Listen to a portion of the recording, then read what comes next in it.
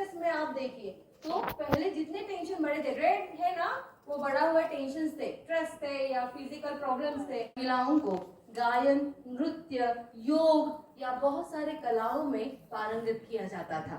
उसके बाद ये धीरे धीरे कम होता गया, महिलाओं के ऊपर रेस्ट्रिक्शंस आने लगे एंड देन वैदिक परंपरा निकल जाने के बाद things become changed. But what is nowadays woman? आजकल की महिलाएं आप देख रहे हैं घर के साथ वो बाहर की भी रिस्पॉन्सिबिलिटी उतना ही उठा रही है, हाँ या ना? Yes. Please louder. यस।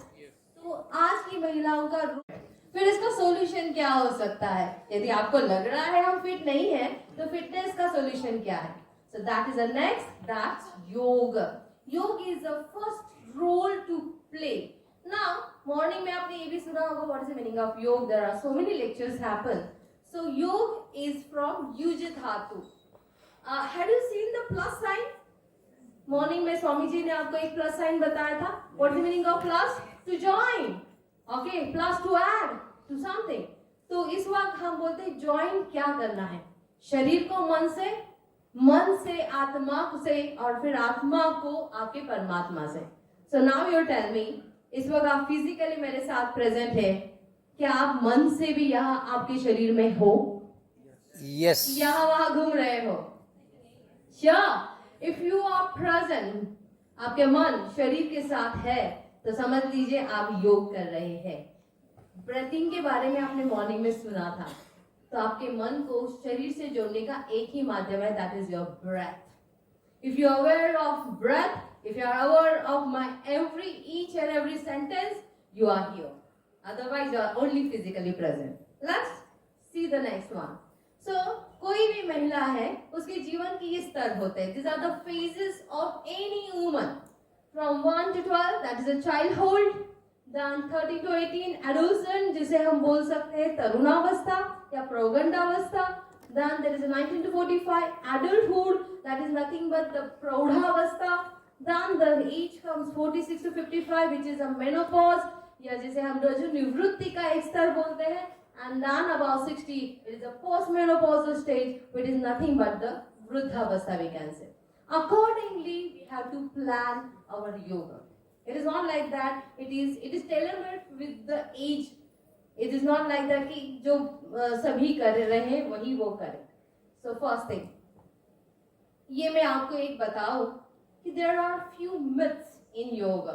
पहला myth समझ सकते हैं आप? What is the meaning of myth? Superstition.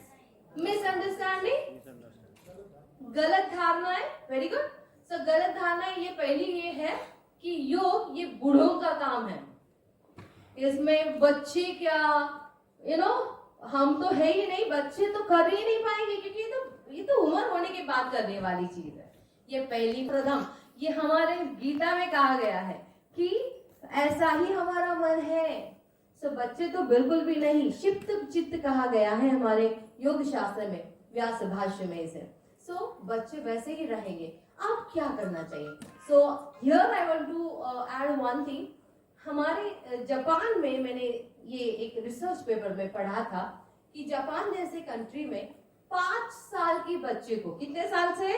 5 साल के बच्चों से उनको एक ड्यूरिंग देयर एजुकेशन लाइफ एक दीक्षा दी जाती है, एक चीज बताई जाती है कि in front of the wall they have to sit minimum 10, maximum 20 minutes. हमारे बच्चे कर पाएंगे?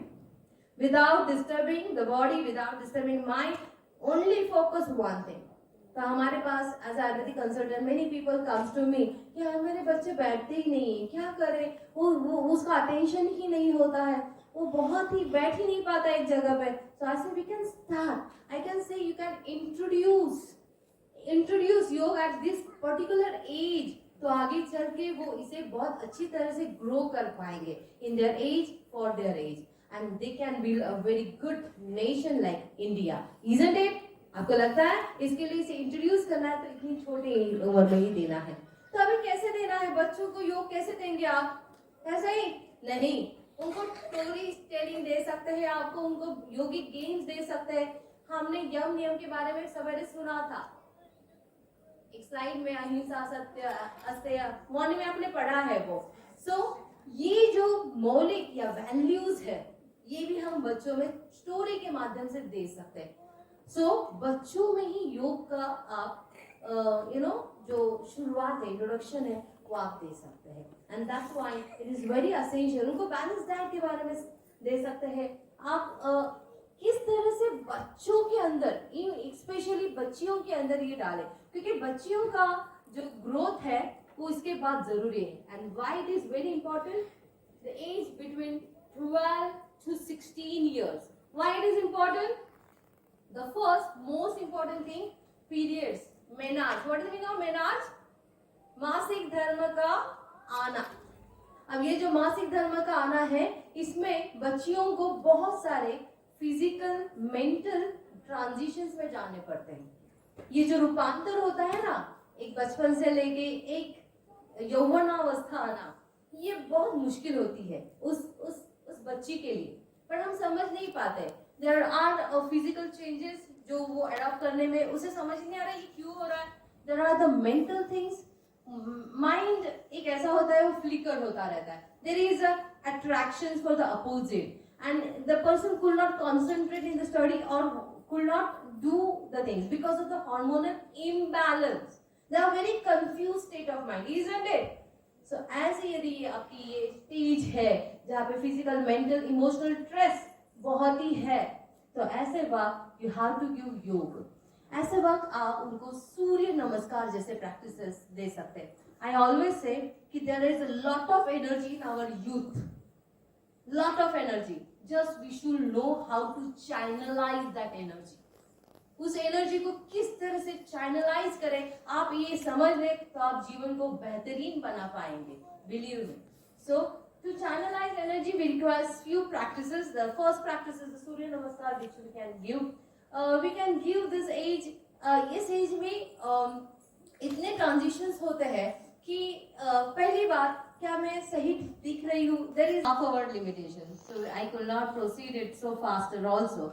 So I'll try to, and there is one practical I want to give to you all also. So let's start doing all that. हमारी जो next उम्र होती है वो है एडल्ट, यानी कि प्रौढ़ावस्था।